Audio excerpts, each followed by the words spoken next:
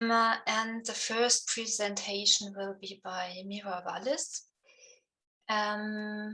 Mira is a research associate and PhD student at the Institute for European Ethnology and the Berlin Institute for Integration and Migration Research, BIM, at the Humboldt University of Berlin. And her research interests include digital labor, platform capitalism, logistics, migration, and social reproduction. And as part of her PhD research, she currently investigates digital and home-based platform labor in Germany and Romania, where she will also pose the question, as she will tell us now, if this form of digital mobility can be understood as a form of virtual migration. Mira, the floor is yours. Thank you very much. And also thanks Lisa and Polina for putting together this great workshop. I'm really happy to be able to participate. And I will share my presentation now. Can you see it? Yes, great. Okay, so yeah, and thanks also for introducing me already, Lisa. Just a couple of more sentences. I also work in this, what I'm presenting is part of a common research project that I'm doing together with Moritz Altenried and Manuela Boyagiev. It's called Digitalization of Labor and Migration. And in this project, we look at the transformation and reorganization of work through digital platforms. So we basically ask if, as we all know, work is changing and will continue to change through digital technologies, then how are also practices, forms, and patterns of migration transforming at the same time. And in the same way that we think that labor cannot be understood without mobility as one of its central engines, we also think that the sphere of production should always be considered in relation to the sphere of reproduction, which is why I'm very happy about the framing and the focus of this workshop, because it fits very well together with our research focus. And in my presentation today, I want to illustrate this nexus between labor, social reproduction, and mobility transforming through digitalization by giving you some insight into one of my research areas, which, as Lisa said, is crowdworking in and between Germany and Romania. It's an ethnographic research project consisting of an online ethnography as well as so far around 38 qualitative interviews, field research in Romania in 2018 and 19, and then in Germany, but then online due to the pandemic. So my research basically focuses on a relatively new dimension of intra-EU labor mobility, and also a form of labor mobility that sort of fundamentally changes our understanding of mobility and migration.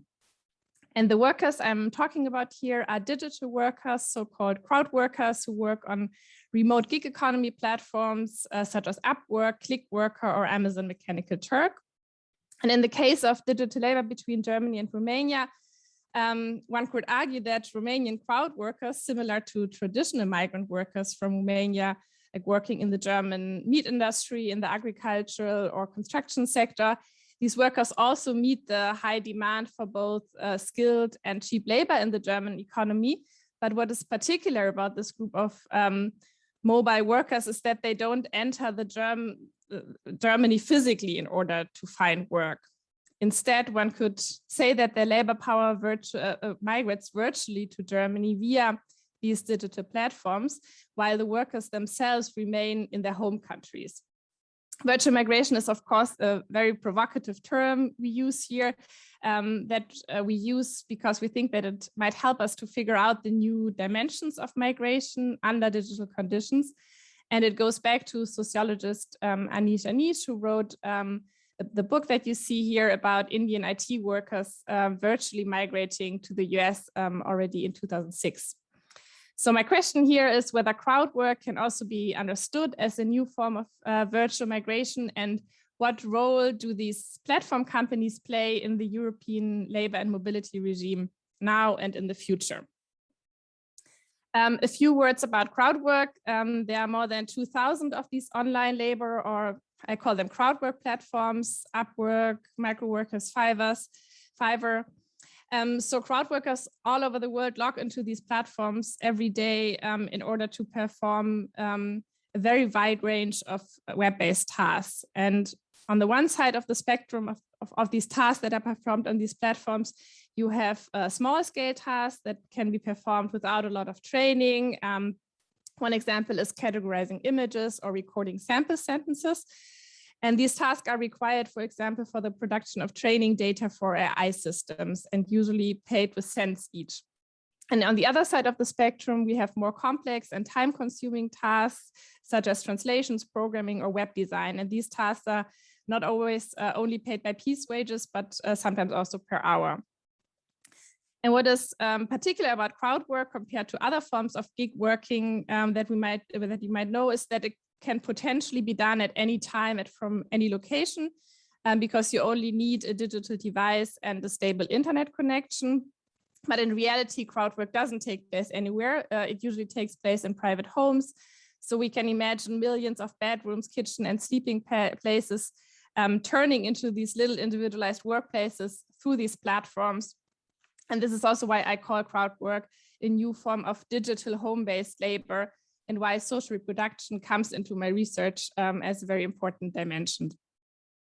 And these workplaces are, on the one hand, widely spread throughout the globe, but they are not evenly spread. They are highly concentrated in countries of the global south, like India, Bangladesh, Pakistan, and Venezuela, for example, but also increasingly in Eastern Europe. And this is something I'm particularly interested in. So how are online labor platforms producing and forming new geographies, but also new divisions of labor? And I think that Eastern Europe is a very interesting region to look at, not at least because in the debate on the global gig economy, less attention has been paid on the growing numbers of digital workers from this region. And this is despite the fact that a World Bank study in 2015 already ranked Romania and Serbia as the world's leading online outsourcing countries. Not in total numbers, but when you look at the numbers of crowd workers in relation to the total population of the countries. And if you look specifically at one field of platform labor, such as in the review you can see on the slide of online workers specialized on IT tasks on some of the biggest platforms, you can see that also Ukraine and Russia are the most important labor supply countries from Eastern Europe. But it's in general very, very difficult to measure the size of this workforce because it's impossible to have representative studies on this. Yeah, so why have these platforms proliferated so much in the past years, and what makes online outsourcing to Eastern Europe so attractive for the clients that are mostly Western European and North American companies and customers? So what crowdwork platforms do is they offer companies access to a globally distributed workforce that is, first of all, cheaper than workers available on the local labor market. It is flexibly scalable. That means that companies can basically adjust the numbers of workers every day anew according to their demands, and they can practically fire workers at any moment. Thirdly, this workforce is temporary flexible, and I'll talk about this later. And fourthly, it is what one could call a culturally heterogeneous. And this factor is particularly important for the AI industry because the creation and optimization of machine learning models requires a culturally diverse workforce that can sort of feed algorithms with local languages and local cultural practices. So if Amazon, for example, wants to market its virtual assistant Alexa to Romanian consumers, the software needs to be trained with the country's different languages, dialects, and accents. So how do these factors play a role in online outsourcing, specifically from Germany to Romania? To make that more illustrative, I want to tell the story of one of my interview partners, a crowd worker called Gabriela, whom I met in November 2019 during my fieldwork in Romania in Cluj-Napoca in Transylvania. Gabriela is 26 years old and studied veterinary medicine. In addition to Romanian and Hungarian, she also speaks German as a native language. This is because the region of Transylvania belonged to the Austro-Hungarian dual monarchy for a long time, and a large part of Romania's Hungarian and German minorities still live there today. Gabriela spent her childhood in Germany because her father was granted political asylum there in 1988 due to his German ancestry. So that was 1 year before the end of the Ceausescu regime. And when Gabriela was 13 years old, the family returned to Romania.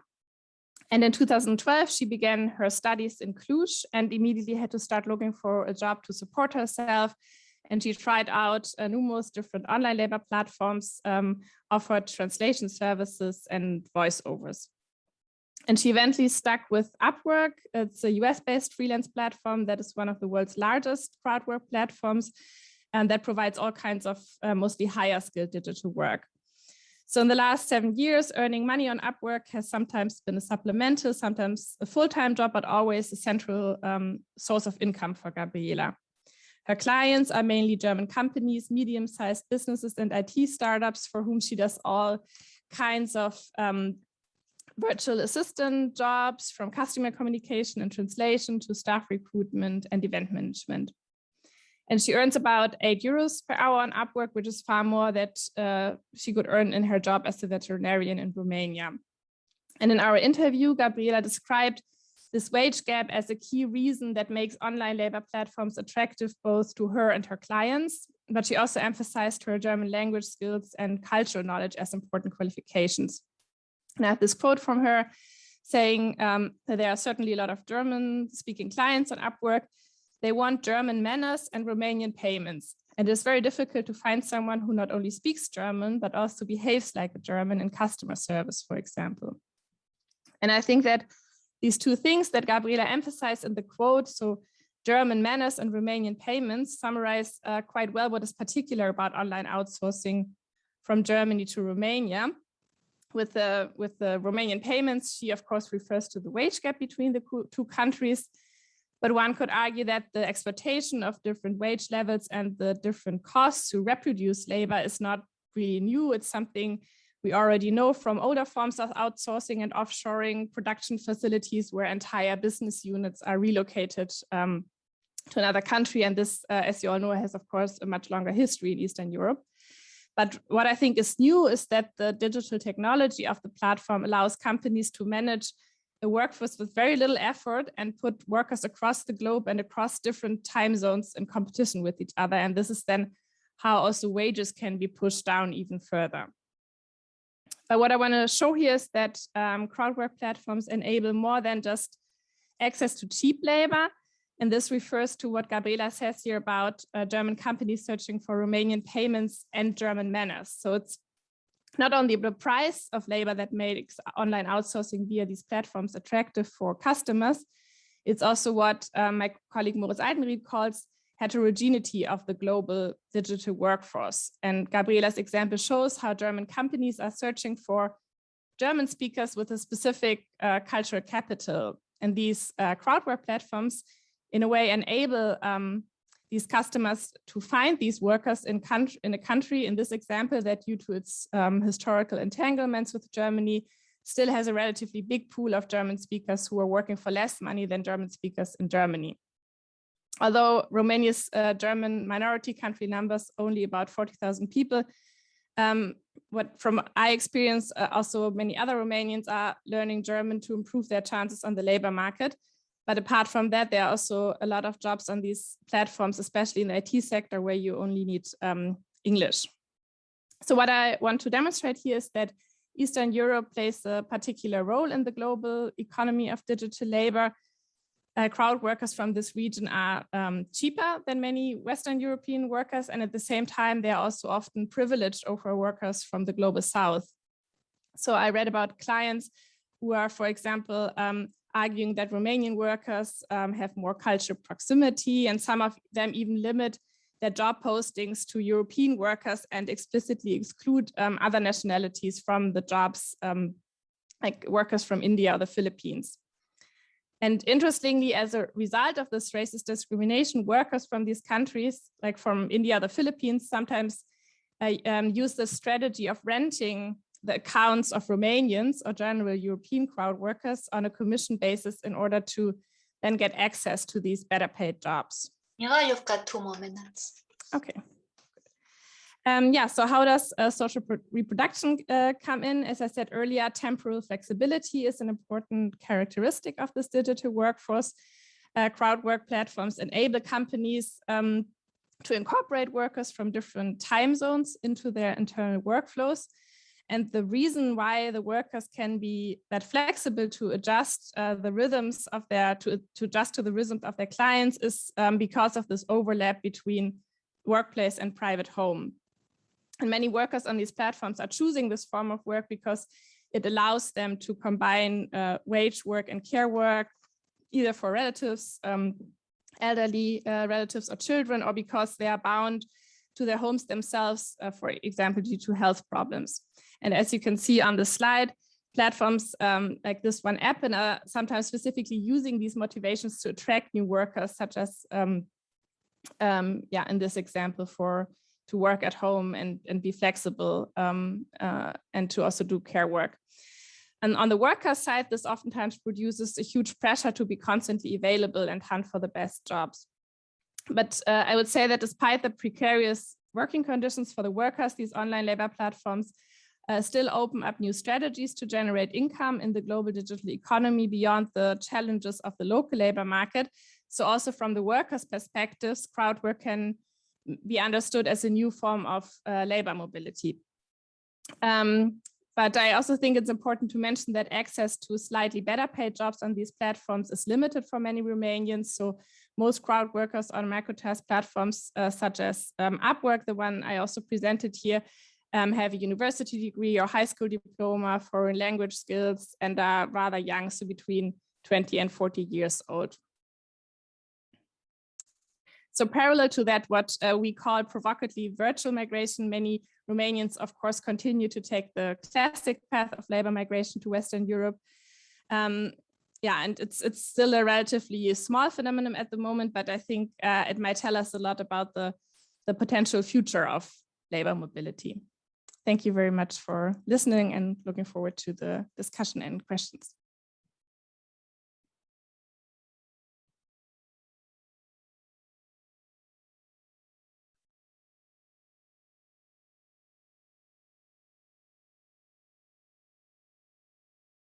Lisa, your mic is muted. Thank you, Paulina. And thank you, Mira, for this very thought-provoking and insight into something that will be part of the future of labor. But not only, of course, also the meat factories and agriculture and cleaning industry, manual labor will continue to be bound to the territory where it is needed. And Peter Birke, I suggest that we collect all the inputs first and then jump into a collective discussion, maybe also bringing together all the three panels and but focusing first on this panel. But the next input is by Peter Birke. Peter is a senior researcher at the Sociological Research Institute in Göttingen, and he's the coordinator of the research division Social Economy of Work. And the German speakers might know him from his big body of publications on social movement, labor, migration, and racism that I personally have learned a lot from. So Peter, the floor is yours.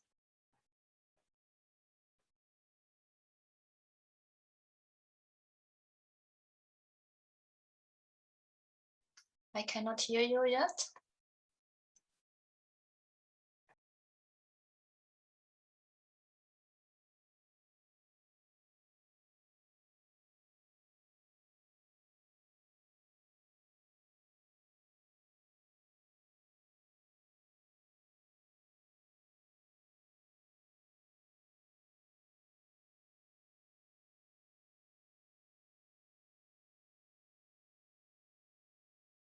Sorry, I just try to share my my presentation, but I could see it earlier. Yeah, okay. Can you see it now? No. I can't. Now I can see it again. Okay, Yeah. good. Well, thanks for the invitation. First of all, I'm sorry that I couldn't take part in the meeting this morning. That was because my son wanted to go to the Klima demo in Göttingen, and I had to fetch him at school, so I couldn't take part until now. But I hope I can take part in the discussion in the rest of the day. But he is sitting in the back room, so it can always happen that he stops watching TV and that he needs my assistance in anything. Yeah. You have heard a lot of the conflicts in the meat industry that have taken place during the pandemic. So I have quite an easy task maybe today, and I also want to very briefly tell you about our research in the Sociological Research Institute in Göttingen on work and migration. Then I will focus about the situation of the workers in the meat industry in the pandemic, on the state regulation, and on perspectives that we can conclude around research and activism in this specific case.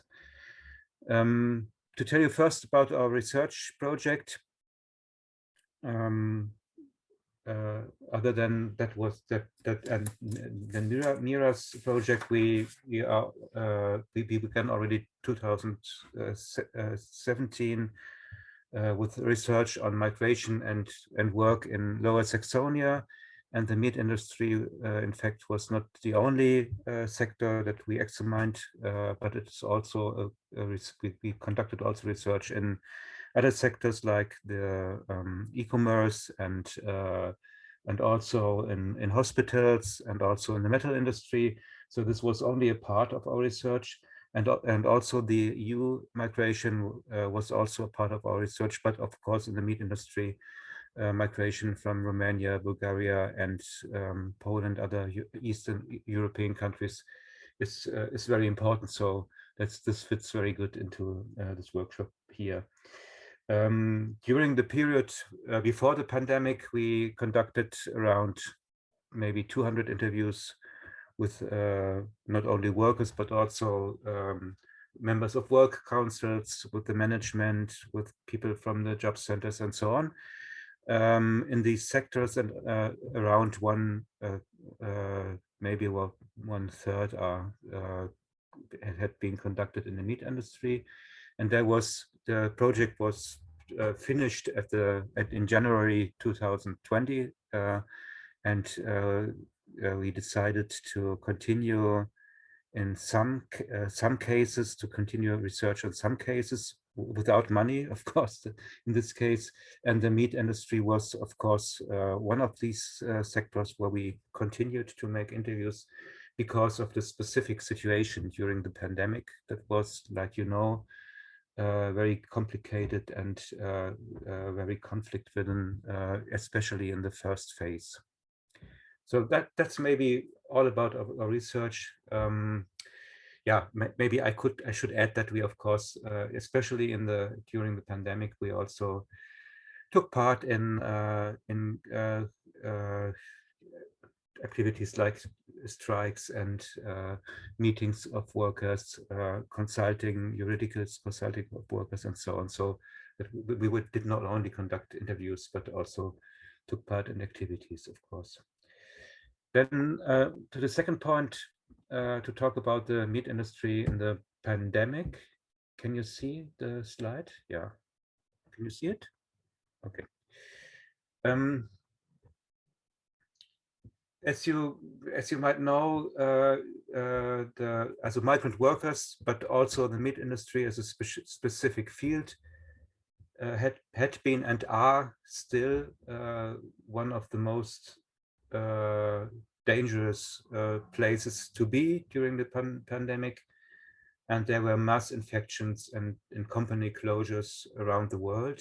We have thousands and thousands of cases of positive tested workers in Brazil and in the US, but in maybe a dozen European countries as well.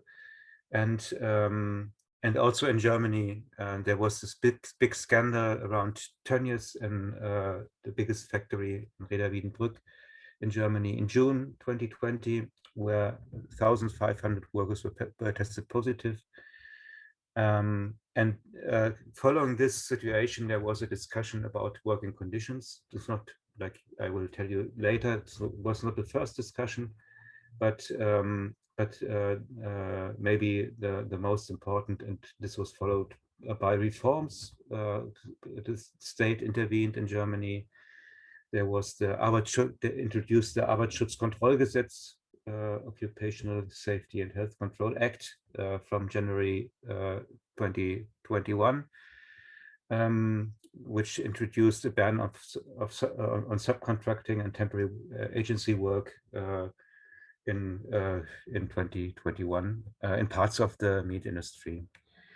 This is a story that a lot of people know, and it's also been published very much about it in the left liberal newspapers like Süddeutsche Zeitung. It was for a long time in the headlines of the evening news and so on.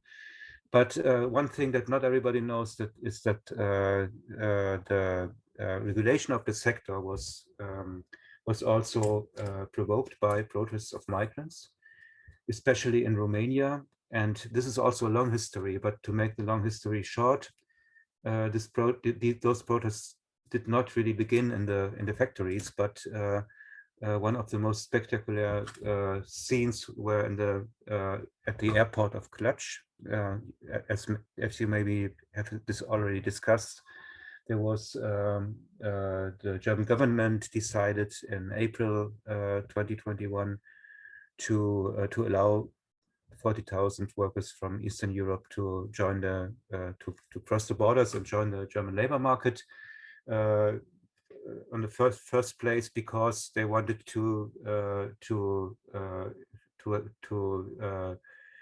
solve the problem with the labor shortage in agriculture, harvest workers in this situation, but also the conflicts that arose around these situations were spreading to the meat industry as well, and there had been a lot of protests and strikes during this period that were especially visible in the Romanian public, and not in the German, but in the Romanian they were very much visible.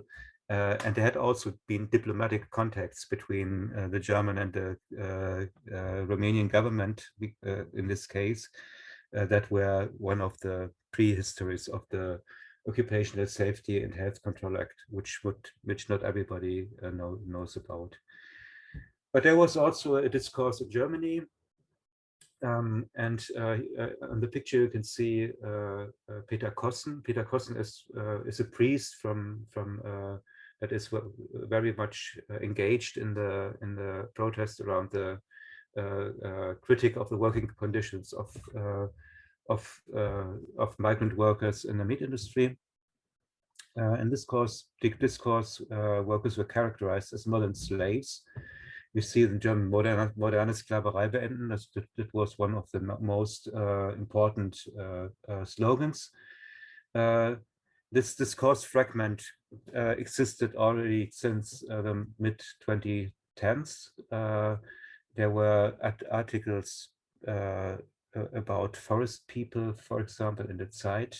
Waldmenschen was one of the headlines already in 2014, and in the scientific sociological debate, those workers were characterized as vulnerable and without any resources to change the situation. And even this reflected in the summer of 2020, not 21, like you can see in the slide, in the summer of 2020, where researchers that were publishing about the meat industry focused on one sentence that saying only the state can help, and the state interventions then were seen as the most important factors of changing working conditions in this sector. Our research at the Sociological Research Institute always tried to counter this discourse. We always tried to focus on the subjectivity and the moments of organization within not only the meat industry, but in migrant work as a whole. And we had a lot of help by initiatives that also focused on this aspect, like the Arbeitslosen Selbsthilfe Oldenburg, which we work closely together. And I think also if you look at the perspectives of the Arbeitsschutzkontrollgesetz, you have to see to have a critical perspective on this discourse, because it on the one hand introduced of course changes within the political sphere in Germany, but on the other hand, one of the most important points we can see in this conflict is that real changes within the meat industry will only happen if there is a self-organization of the workers and collective organization of the people that work in the meat industry. So this leads to 2 more minutes, Peter. This leads to the point of labor disputes. And I already told you that the reforms we see in the meat industry must rather be seen as opening a space for self-organization, collective organization. And then we have different phases of, if we try to reconstruct this sphere of collective organization and labor struggle, we have different phases of labor struggle. The first phase is before the pandemic. There has been exit as a form of labor struggles. In our interviews, we have a lot of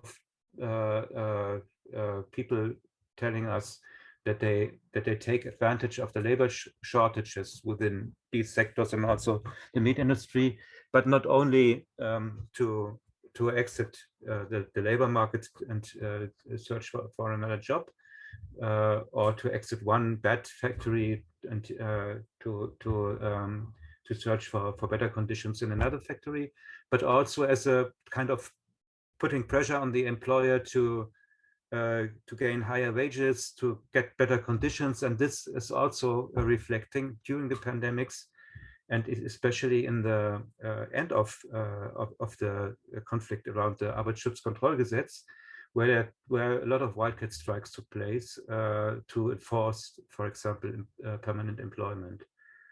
And now in 2021, in the beginning of 2021, there had been a lot of self-organized strikes, but there has also been collective bargaining and the trade unions tried to reach co-determination at the workplace. And one of the big questions around labor disputes and labor unrest in the meat industry is how the self-organization of strikes and the collective bargaining could be combined in an effort to better the conditions as a whole. So that's a thing we could discuss about. But wildcat strikes on the one hand and collective bargaining rounds on the other hand, I think there's a huge gap, but it's a big topic for the discussion as well. Finally, I have only 2 minutes, I know. The 2 minutes have already ended, so please wrap up. Yeah, wrap up. If you see this example and look at analytical and political perspectives that could be concluded, we have to broaden the perspectives. This is one first thing. Borders, housing, workers, multiple precariousness plays a very important role in these sectors. If we look at the labor struggles, we have also to look at the demand for resident rights, social rights, and labor rights, because the main reason why people work in these sectors, like in the meat industry, are that they have problems, that they have not the same residence and social rights like other working people. And we have also, of course, to have a broader perspective on conflicts also in other sectors.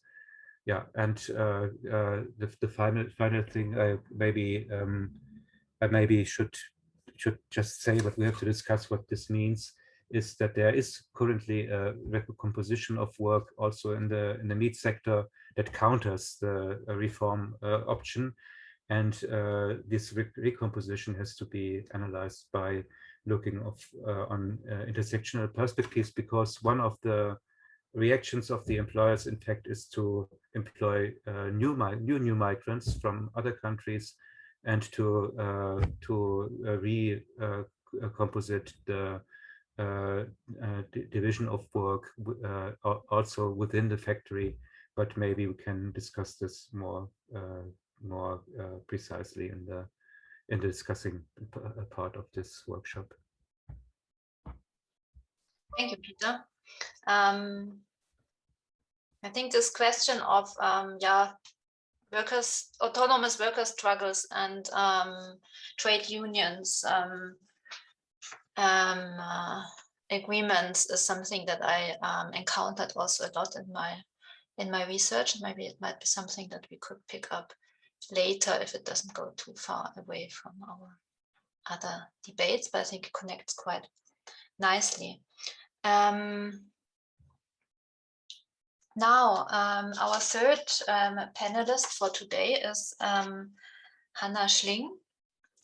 Hanna Schling is a lecturer in the Human Geographies of Work and the Economy in the School of Geographical and Earth Sciences at the University of Glasgow. She has previously been an ESRC postdoctoral fellow and lecturer in human geography in the School of Geography at Queen Mary in London. And as a feminist labor geographer, Hanna's research focuses on globalized electronics production, labor migration, worker dormitories, and questions of social reproduction in Central and Eastern Europe. And in her presentation, maybe she will speak about dormitories as part of regimes of migration, labor, and social reproduction.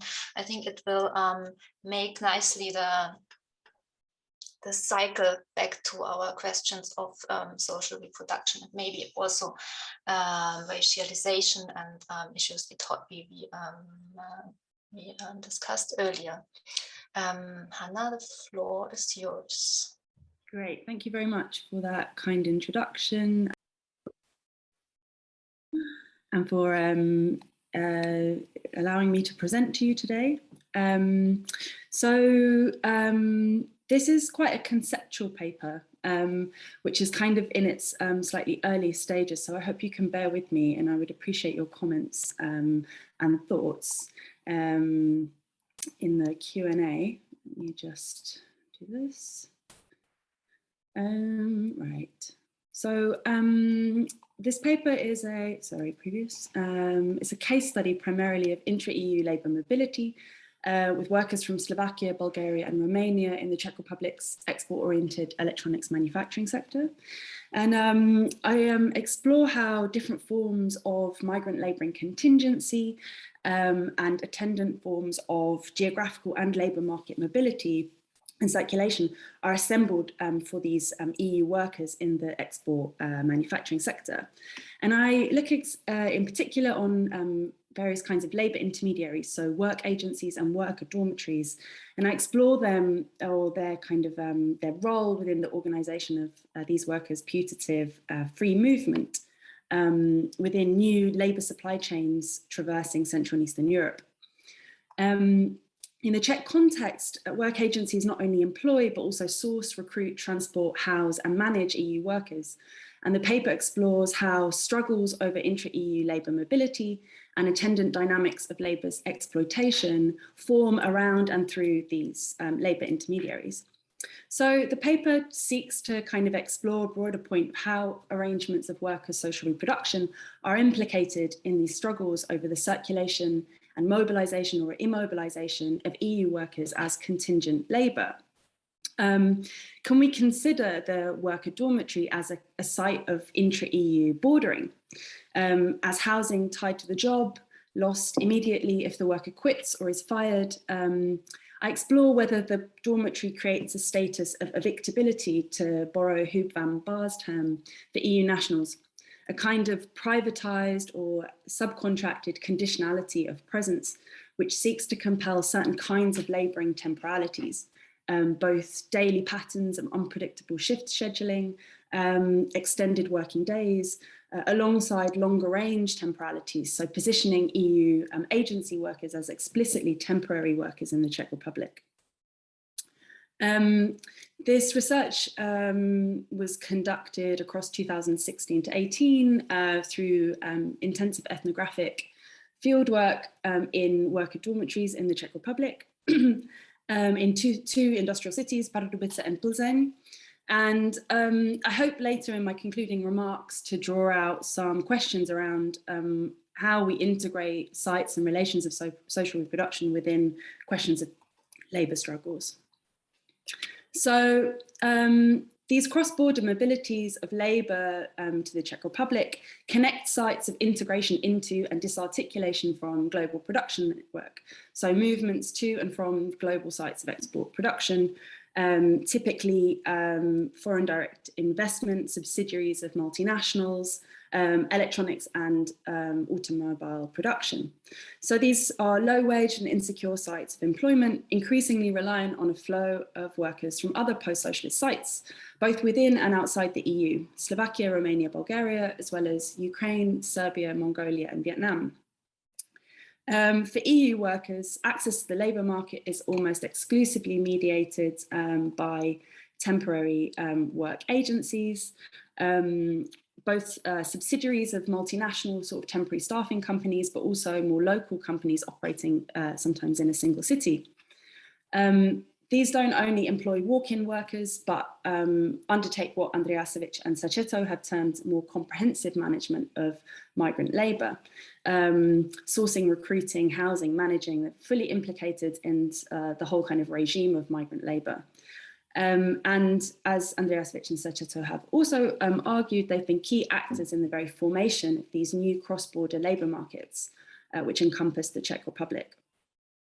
So work agencies then link with other forms of intermediary, namely third-party dormitory owners who rent rooms to work agencies.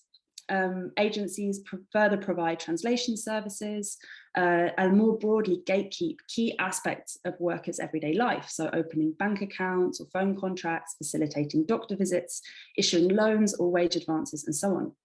And this occurs alongside daily management of the dormitory space, disciplining and regulating behaviours viewed as disruptive, such as alcohol consumption, which again is a site of labour contestation, as well as ensuring attendance at work. So transporting workers to and from work, going to the dormitory to find workers who haven't turned up, who've overslept, and so on.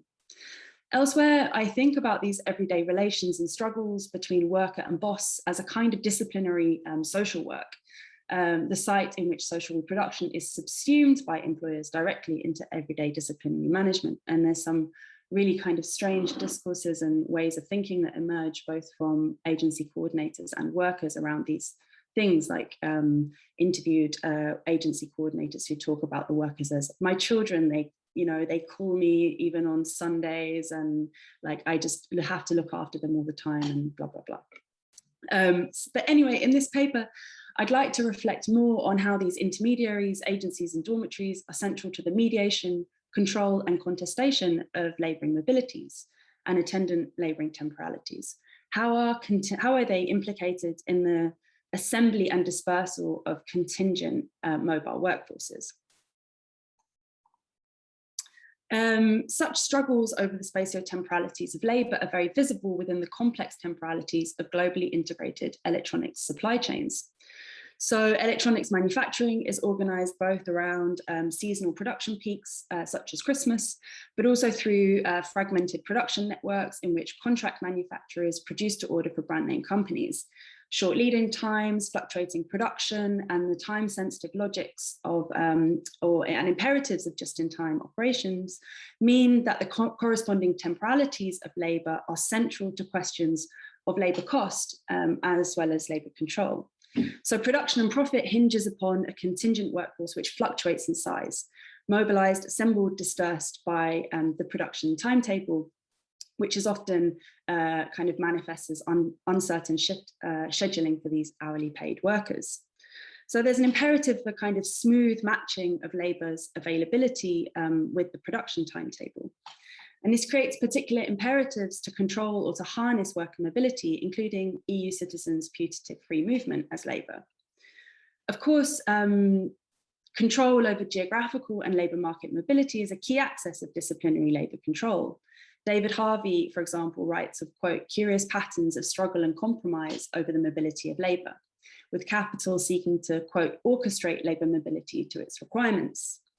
Centering the autonomy of migration, Mazadra and Nielsen highlight labour mobility as, quote, an excess which capital, quotes, attempts to simultaneously valorize and contain.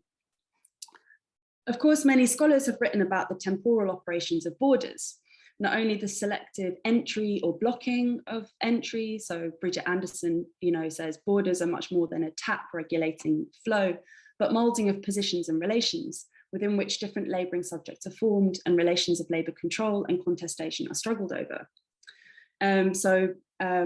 Nicolas de Genova writes about borders as not merely spatial operations, but, quote, dedicated to the temporal processing of distinct mobilities. We know about how temporary worker programs for third country nationals or migrant worker schemes in North America, regulate the arrival and disappearance of migrant workers and codify segmentations within particular sectors, or even tie legal residency to specific employers. How these are kind of dedicated to forming distinct sort of temporalities through precarious legal status, what Goldring and Landau term conditionality of presence. As de Genova reminds us, this is underpinned by the production of deportability, the active production of illegality as itself a form of inclusion, and the broader disciplining of all migrants as labour across legal statuses. In the Czech Republic, the labour process is typically organised around a segmentation of third country nationals hired directly by manufacturers on temporary kind of employment visas that are tied to a specific named employer. And this kind of analysis of borders that I've just outlined and of migrant worker schemes is really helpful in understanding what's going on there. Labour market mobility is restricted also by a bureaucratically complex process. Change of employment is subject to approval by the Ministry of Interior, and the kind of labour control consequences of that are quite clear. But it's not only the external border, but intra-EU putative free movement, which is leveraged by employers. EU workers are often situated as a hyper-flexible pool of easy to hire and fire workers, explicitly on short-term contracts, readily mobilised into work at short notice and sent away when production levels decline. Here, work agencies and dormitories as labour intermediaries facilitate the easy crossing of national state borders, harnessing free movement, but they don't only facilitate mobility, as the literature is largely focused on in relation to kind of migration infrastructures, but also control and contain it. So it's about spatially fixing free movement. Really, I think the central point that I want to make with this paper is to say that there is also a form of conditionality of presence, which is constructed de facto for EU workers through direct employer control over daily social reproduction.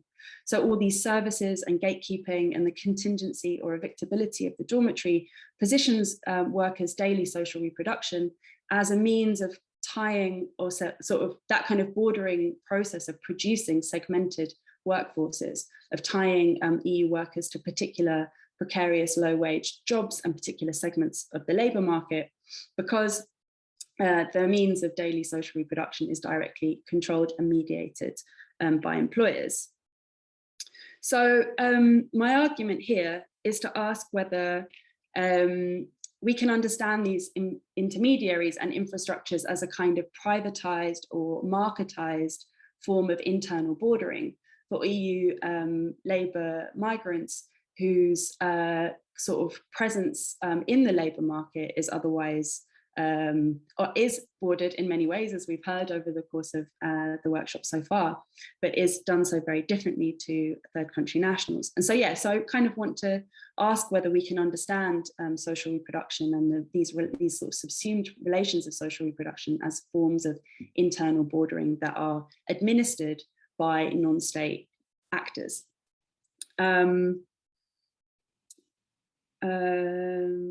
So to give maybe a bit of kind of more empirical meat on the bones of this. Three more minutes. 3 minutes, okay, fine. I'd like to just maybe this to kind of illustrate that the state is, of course, implicated in these processes.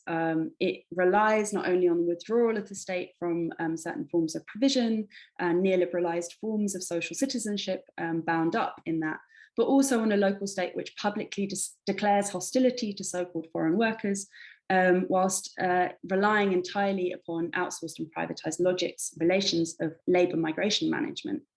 So, for example, in 2017, the Ministry of Interior ran a kind of extensive campaign against so-called criminality of foreign workers in industrial zones.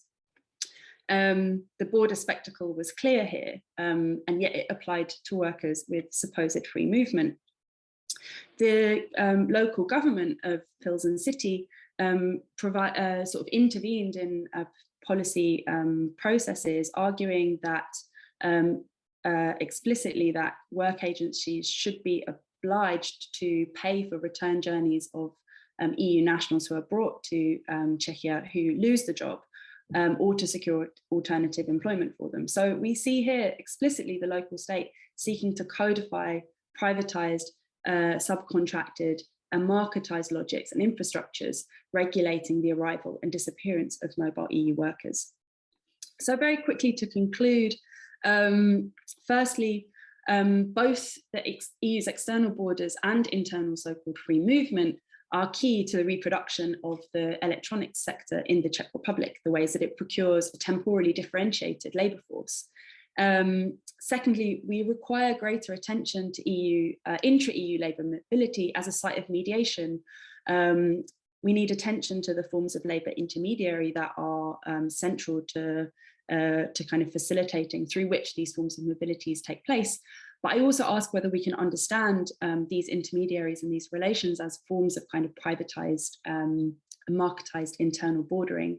And to do that, we need to explore more the relations between state and non-state actors around the administration or attempts to control bordering, but also to questions of social reproduction.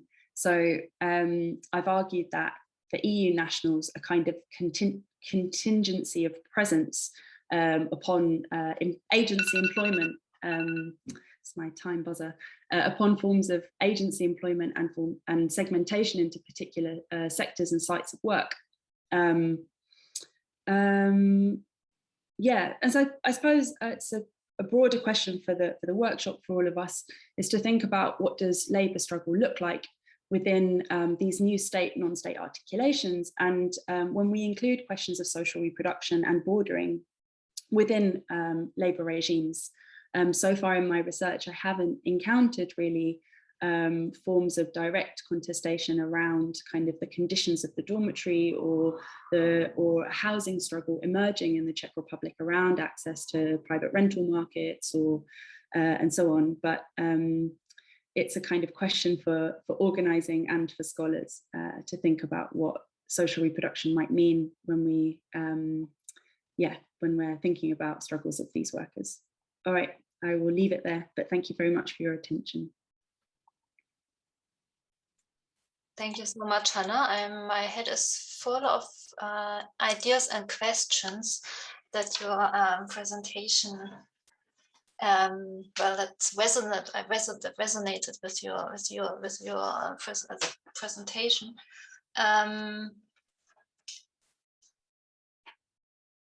But I will keep them for now and open the floor for all of you who have not had the chance to speak so much today.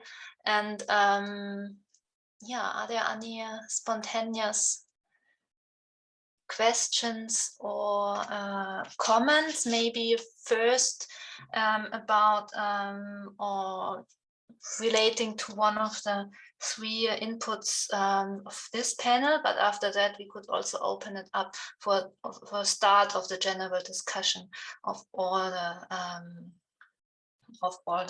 inputs of today in relation to each other. So to remind you, we had first today in this panel Mira's input on digital labor, mobility and social reproduction about crowd work between Germany and Romania.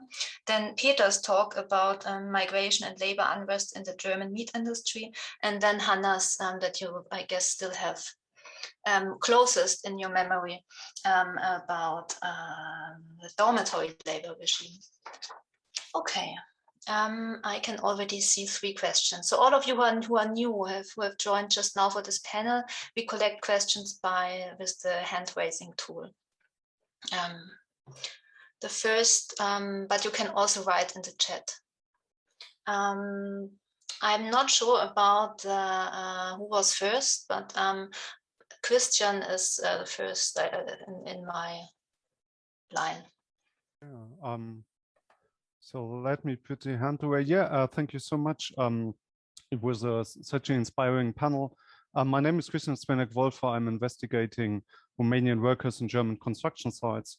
So this is my background, and I wanted to ask you, Mr. Peter Birke, about 2 things I'm especially interested. So I wondered, I mean, as I've learned on construction sites, extremely important for labor or and how the people do the labor is also the context in the sense of health insurance. So if they work without contract, they don't get money if they are sick, for example, and there are always problems with the health insurance and workers need assistance dealing with them, so on. And while thinking that the meat industry, this might be a place where a lot of people might hurt themselves and so on. So I wondered if you also investigated conflicts or dynamics with other institutions of the context of work and or not. And my second question was, so you talked a lot about open resistance, like white cat strikes, people doing petitions, organized resistance. And so I wondered, did you also observe forms of what we could call with James C. Scott forms of hidden resistance, where workers did not went public with their politics, but did some kind of hidden resistance, I don't know, working slowly, not coming to work and so on. So these are basically my 2 questions, and thank you so much for the astute presentations. Shall we collect 3 questions maybe and then start with the presentation, the presenters' reactions? So the next panel is, unfortunately, I cannot read Japanese and I don't remember your name.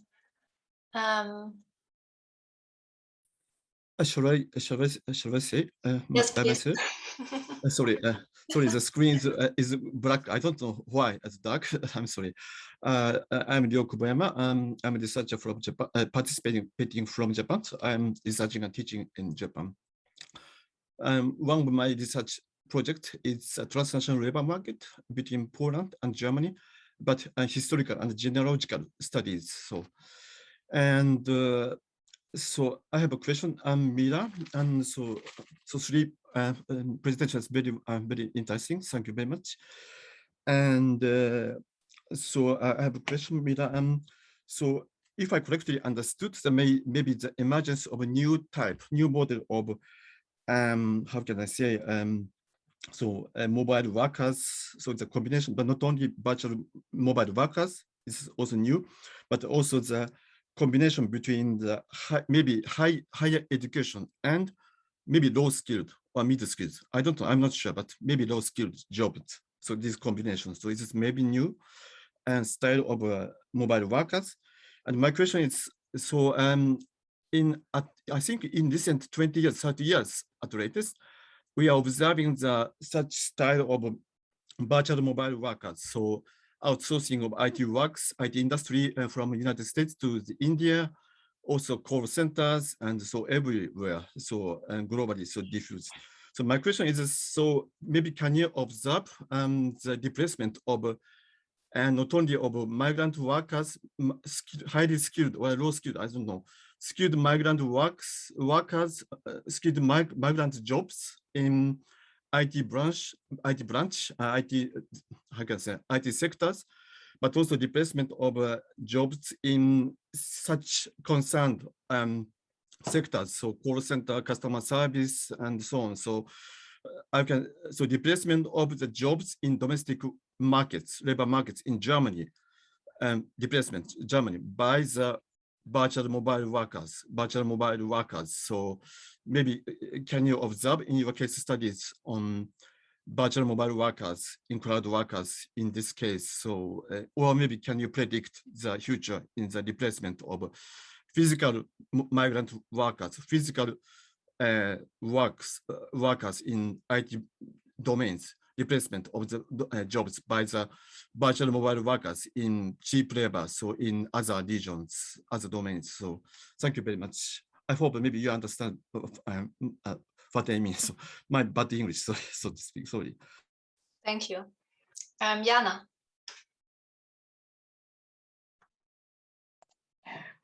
Thank you. I was having a question for Mira, because I was at a conference at like digital conference at Leuven, this institute, and they are carrying out research on digital platforms. And there's a big struggle to find out how these digital platforms are dealing with social security across borders. And I was wondering if there's something new, if you approach these questions, because it actually precarious work and in some cases a black market. Thank you.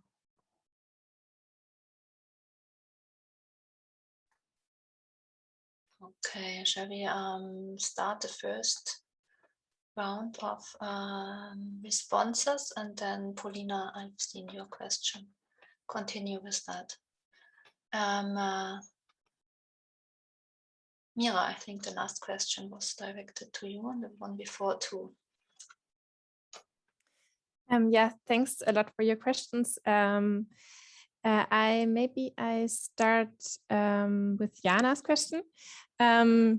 The social security, how are platforms dealing with this? Yeah, this is a very important question because, and I think that the answer is unfortunately rather easy, that they are not dealing with social security at all. And that is also how they can lower the costs for the workforce, how it's what this whole business model relies on, that they can get rid of the cost for social security. And I think it's one of the biggest challenges also in terms of regulation, because even if there are national attempts to, or there's, it's about to start that there are national attempts to maybe a little bit regulate this platform economy, you have this global dimension, and that is very, very difficult, because you would have to, I mean, these platforms, I didn't mention this in my presentation, but they are taking up to 40% commission for each transaction. So as all these platform companies, also what we know from Uber and Airbnb and these other platform companies, they're profiting a lot from this kind of work. And I think that politically, of course, the goal would be to make them pay and contribute to social security systems. But I think that the political debate on this is really really in the beginning, and there needs to be a global approach to this. And I also think that's similar to what Peter said, that this is that needs to be pushed also by the workers themselves. And we don't see much organizing attempts yet in that part of the platform economy. Very interestingly, the first physical protest of digital workers that took place was in Serbia last year, when the Serbian government wanted to tax people that are gaining money from from other countries through online labor platforms. And then and that would have been disastrous for a lot of digital workers. Then they went to the streets of Belgrade, and then now they were able to push back a little bit on that, and also have some small wins also on social security. But yeah, this is my answer to this, but really important question. And of course, I think it's also important to think about more like alternatives to the platform economy, like platform cooperatives. In Berlin, for instance, we have a Genossenschaft, a cooperative, the Smart Genossenschaft for self-employed people that is offering workers to be employed at this cooperative and then also take care of some social security contributions. Shortly to the second question, also Kubiyama, thanks for your question. It's exactly that what is particular about this online outsourcing is really the combination of high and low skilled labor, and that's what I try to show also, that these platforms really there is a very wide range of tasks that is performed through these platforms, and it's on the one hand these jobs where you really don't need a lot of skills and you only get cents for each job, and then there's very high skilled IT labor. And your question about the displacement of jobs from Germany, it's something that I also want to research in the future to understand also in a more quantitative term, like how many jobs are actually already displaced to other countries through this kind of outsourcing. But I don't have statistics and numbers of this. I can only say that I think it is specifically relevant to the IT sector, of course, because there's a growing demand for this kind of labor. Thank you very much. Shall I continue, Lisa? Yeah, please. Christian, thank you for your question. But it's kind of a funny question as well, because the pandemic conflict is a health and safety issue. So of course there are health and safety issues in the meat industry, and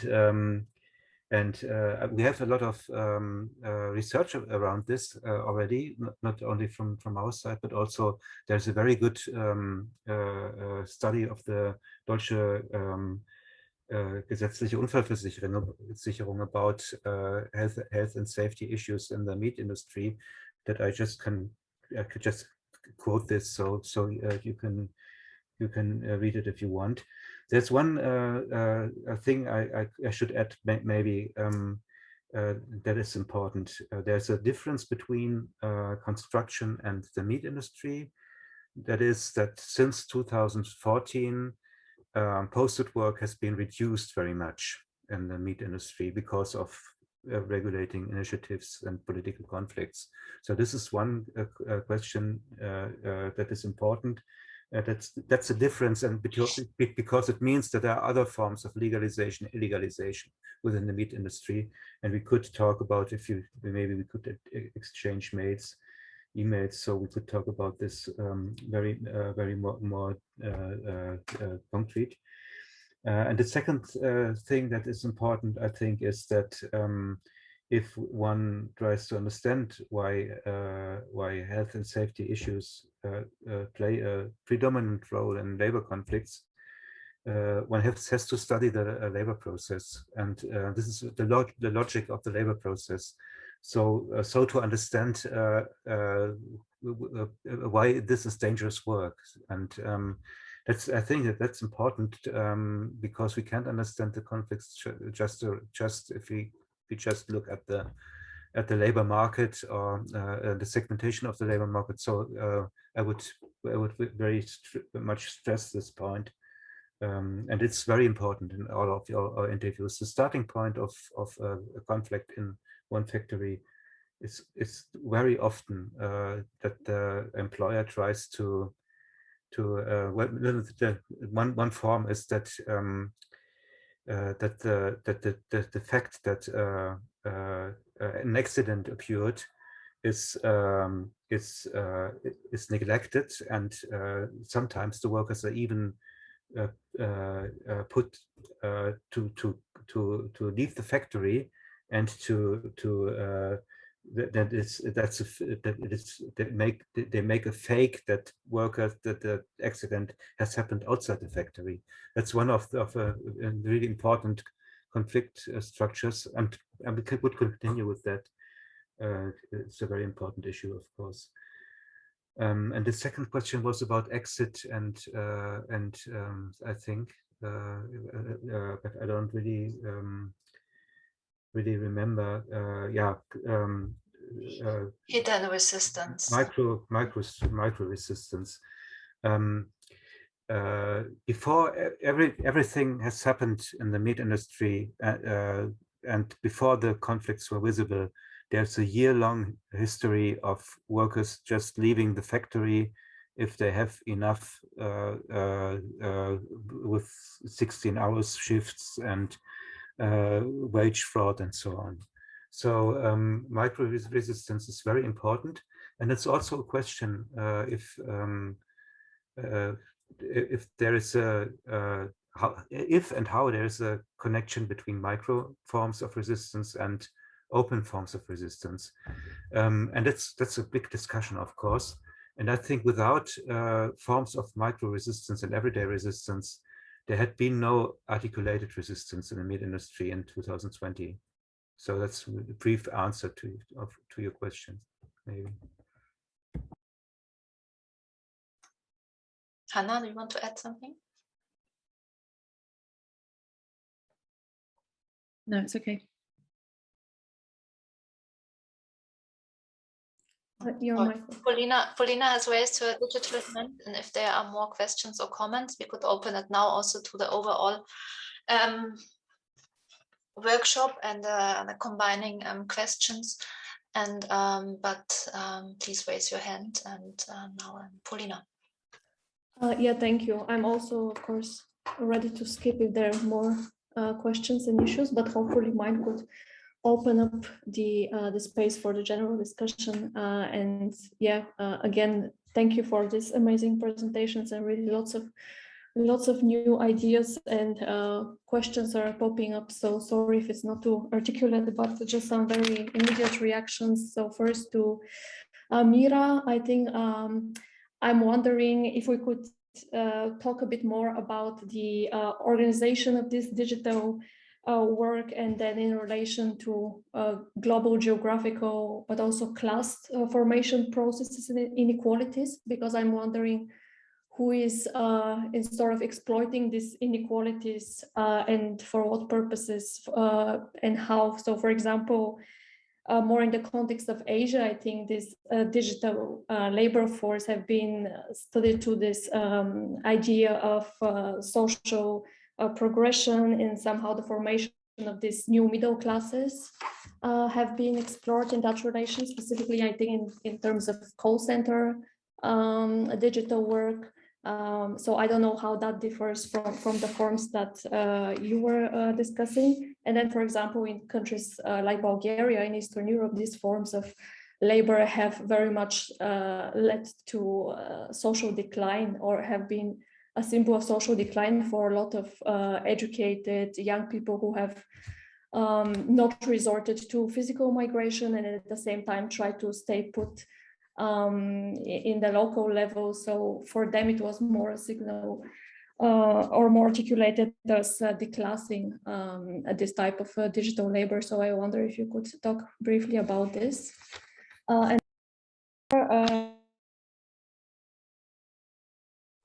You're muted. Okay. But just now I wasn't muted for the first question. No, you were just for the beginning of the second question. Okay, so yeah, for Peter, thank you. Lots of also new information for me that I'm really eager to learn more about. So I wondered, you mentioned that there were different forms of protest and autonomous organization that's already started in 2020. So way like before, sort of, you mentioned before the corona outbreaks. So I wondered what were the continuities in these struggles whether they existed and in what lines we could trace them. And then you also mentioned that they were more than this, I think, protest that you refer to, probably you refer to the Bornheim protest for Romanian asparagus workers. But then I wondered, you kind of alluded that this could have also been some sort of picked up across borders, and specifically with the reflected in Romanian context. So I wondered if you have any information about how this has or hasn't been picked up, let's say, by local state trade unions, and whether there is any connection at all there, because in the Bulgarian context that I'm more familiar with, their role is quite also quite dubious, and maybe we'll have time to talk about this more in the next section. And then for Hanna, yeah, thank you for this presentation. And also, I know that you would present also the network around subcontracting that you are working on. So that would be also something that I'm very interested in hearing more about. But I wondered how we could also reflect about this more conflicting role of these subcontracting agencies and recruitment agencies in terms of social reproduction and processes of social reproduction that are mostly related to so-called sending countries and to migrants' practices, and how these practices are organized. Because on the one hand, as you said, they offer this very comprehensive management of migration. They also have, in my experience, a lot of these family packages where they would send couples in specific locations so they could be located at the same place, and this sort of, they portray this as a very conscious policies and strategies that they're using. But I wondered also how, in terms of organizing migrant practices of social reproduction, they could actually be quite disruptive, precisely because of this high turnover that they constantly rely on and reproduce, at least in my experience, and also in terms of the dependency, coercion techniques, and all these other practices of exploitation that you discussed. Thank you.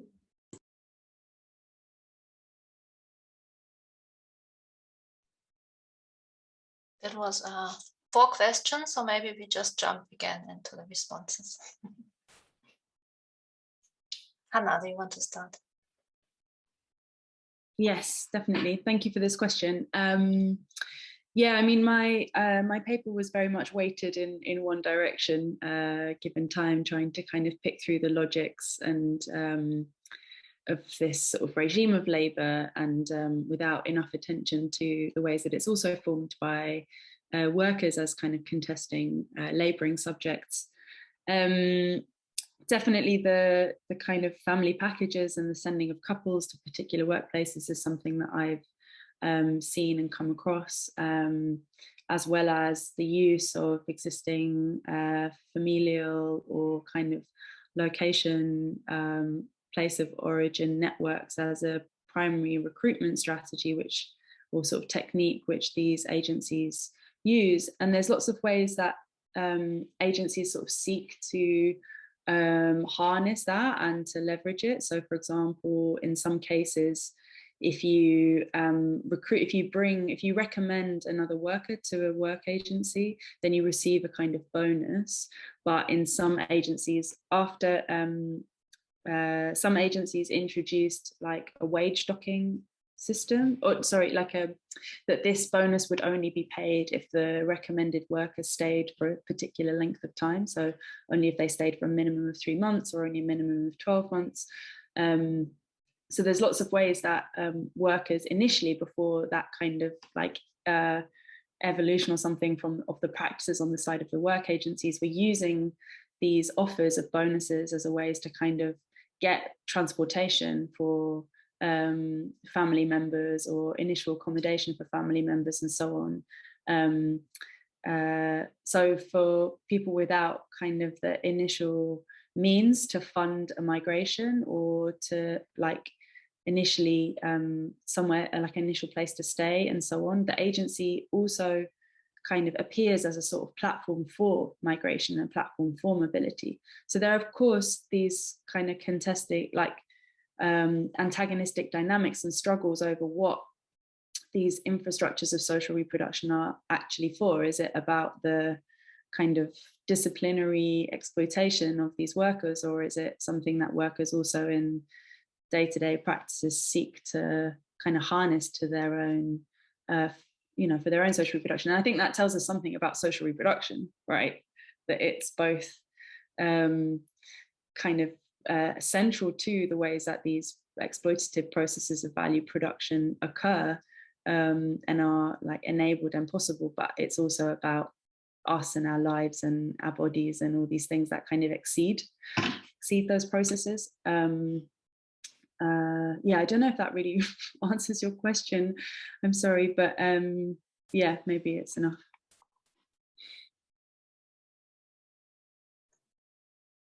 Mira, you want to continue? Yes, thanks a lot, Paulina, for that question. So about the organization of digital work and the class composition, what I find very helpful is how the geographers Mark Graham and Ami Anwar, how they conceptualize digital labor, and it's also similar to what Mark Bergfeld said earlier when he was connecting to the fix, the concept of the fix from Harvey, because Graham and Anwar, they describe digital labor as a new kind of fix where companies are enabled by these platforms to tap into labor pools that were formerly not accessible to capital. And I think that is important to understand in order to then think about how the class recomposition works, because I think that it's really not that easy to, at least with those platforms I researched, to talk about a new middle class or a new common class identity. It's the opposite. It's like really this heterogeneity of labor that is characteristic for it, that you have I don't know, you have like students doing it as a part-time job. You have especially more people in Romania than in Germany doing it as a full-time job. You have housewives. You have people that are retired that are doing it because their pension is not high enough. So it is so heterogeneous, and what I am always trying to do is to think about it always in relation to the local labor market and to the state of the and then it's that's the and the decline of the social welfare state in many countries, and that's also interesting in the case of Germany and Romania, because I think that the less people have the expectation that, for instance, they will have a good retirement, the more attractive these platforms are getting, even though there's no social security coming with that. So it's like really a phenomenon that one always has to see in relation to the rest of the labor market, of course. And I think in terms of precariousness, what often comes to my mind thinking about these platforms is imagining them as a huge waiting room, because a lot of the way that workers talk about this job is that they are doing it as something to bridge before they get another job. And because the business model is based on the oversupply of work, they can, a lot of workers are just like, waiting for a better paid job. Thank you. Okay, Peter. I'm not sure if I got you right, Paulina. You asked about trade unions, but Romanian trade unions, or was it German trade unions you wanted to know something about? More Romanians. Yeah. Okay. Because German trade unions, I told you it's something about German trade unions, but Romanian trade unions are, as far as we know, relatively absent from the conflicts we talked about. What we saw in Germany around the issue of Spargel, Ritter, and also the conflicts in the meat industry is are two factors. The German trade unions and organizations like Faire Mobilität, of course, play an important role, but also Romanian institutions, in some cases, also local cases, the local consulate was intervening against bad working conditions. For example, in the case of Müllerfleisch, which was one of the first mass infections, where the local consulate was trying to intervene in favor of the workers, but not Romanian trade unions. And also, this is a big issue, I think, because we can look at the wildcat strikes and also on the bargaining round of the Gewerkschaft NGG, but the level of political and collective organization within the class of migrant workers is a problem, because in the long term there's a need for collective organization to change something, and we can see due to the recomposition of the workforce that this is always destroyed again and again by the employers. And we will have an evaluation of the Arbeitsschutzkontrollgesetz in 2 years, and we have also a Verfassungsklage by the employers, and there could be a rollback, and to prevent the rollback, the level of collective organization of the workers would be decisive, I think. So, short answer, long discussion.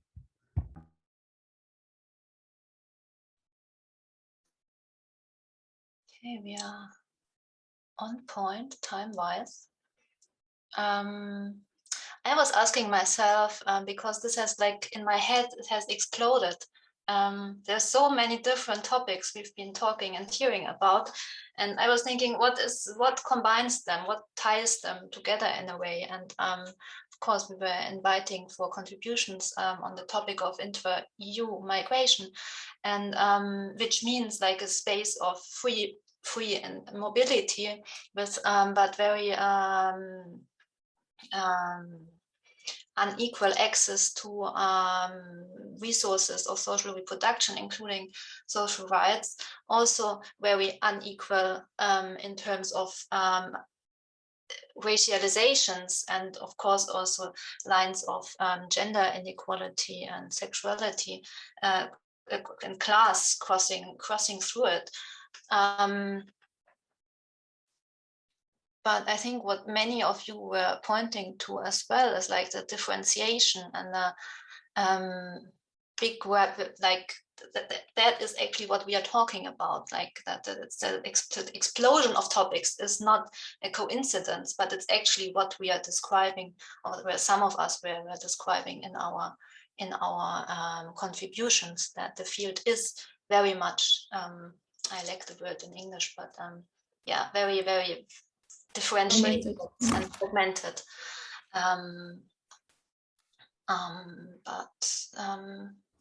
I think we should stop. Yeah, maybe one last sentence. Fragmented not only in terms of statuses and living situations and biographies and so on, but also in terms of attempts of governing, and also this current conjuncture of racism is, people have been talking about assemblages of racism, or also like the discussion is, are there many racisms, or can we only talk of one racism? So it's also very fragmented and exploding or imploding maybe in a way.